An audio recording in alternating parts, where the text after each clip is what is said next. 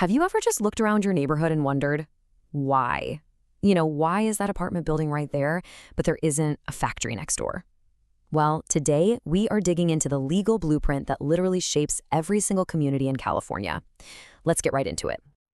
Yeah, these aren't just random choices. It turns out there's a whole system designed to answer exactly these kinds of questions.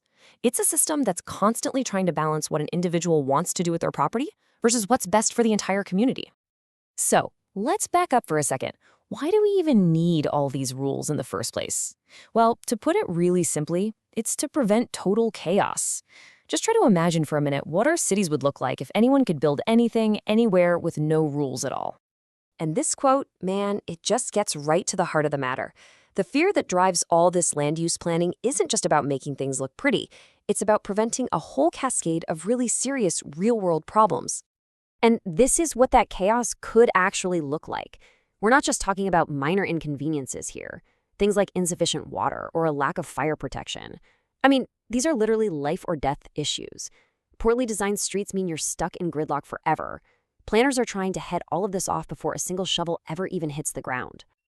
Okay, so how do we fight back against all that potential chaos? Well, you do it with a plan.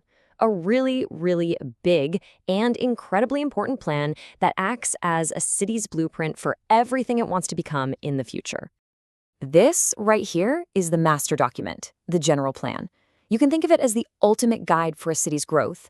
And you got to pay attention to that last line. It's not just a friendly suggestion.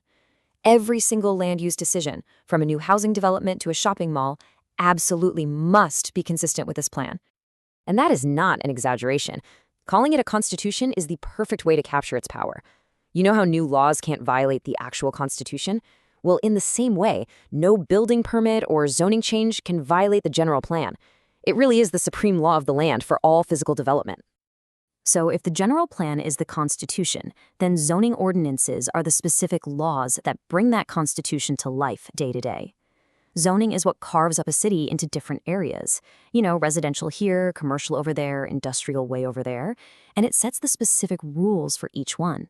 This is exactly why you can't build a factory next to an elementary school. But, and this is a big but, cities can't just draw these lines however they feel like it. There are some really strict legal guardrails in place to protect all of us. Zoning has to serve a public purpose, it has to be applied fairly to everybody, and it can't be used to discriminate. And here's a crucial point. Zoning regulates the use of the property, not who actually owns it. Okay, so we've got the big picture general plan and the street-level zoning rules. But how does an empty patch of dirt actually become the neighborhood that people live in? Well, that requires a whole other layer of law. This whole process is governed by two key laws that actually work together. Over on the left, you've got the Subdivision Map Act. That's all about the physical layout, making sure the streets connect properly and the lots make sense. That's all handled by your local government. Then on the right, you have the Subdivided Lands Law. Its job is to protect you, the buyer, from getting ripped off. And that's handled at the state level. So here's how these two laws actually work together in practice. First, the local city or county approves the physical map. Then, the developer has to prove to the state that they can actually deliver on what they're selling. After that, the state issues something called a public report, and this is the most important part for you. The buyer must get a copy of this report and sign for it before you can even make an offer. Seriously, think of this public report as your official guide to everything about that new development. It's specifically designed to shine a bright light on any potential red flags.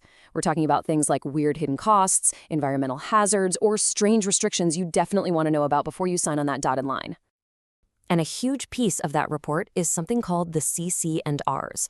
This is basically the rule book for the whole neighborhood. It governs any shared spaces like a community pool, and it often includes rules about things like what color you're allowed to paint your house, all in the name of maintaining the community's standards.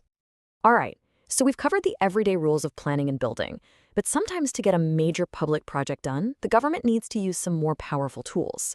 So let's look at two of its most significant and frankly, often controversial powers. Now, people mix these two up all the time, but they are very different things. Eminent domain is like a surgical tool. It's used to take one specific property for a specific public use, like a new road. Redevelopment, on the other hand, is way broader. It targets an entire blighted area for a massive overhaul. So let's be super clear on eminent domain. It's the power the government has to take private land for public use, but they can't just take it for free. The legal process is actually called condemnation, and it's how we get things we all rely on, like freeways, parks, and schools. And the absolute most crucial part of any condemnation case is this: just compensation. This is a constitutional guarantee, folks. The government cannot just take your property. It is required by law to pay you the fair market value for it, which is basically what it would sell for on the open market. Now, community redevelopment, that's a whole different animal. Its stated goals are much, much broader than just a single public project. The law says it's supposed to be used to create more affordable housing, expand job opportunities, and just generally uplift the social and economic well-being of an entire area.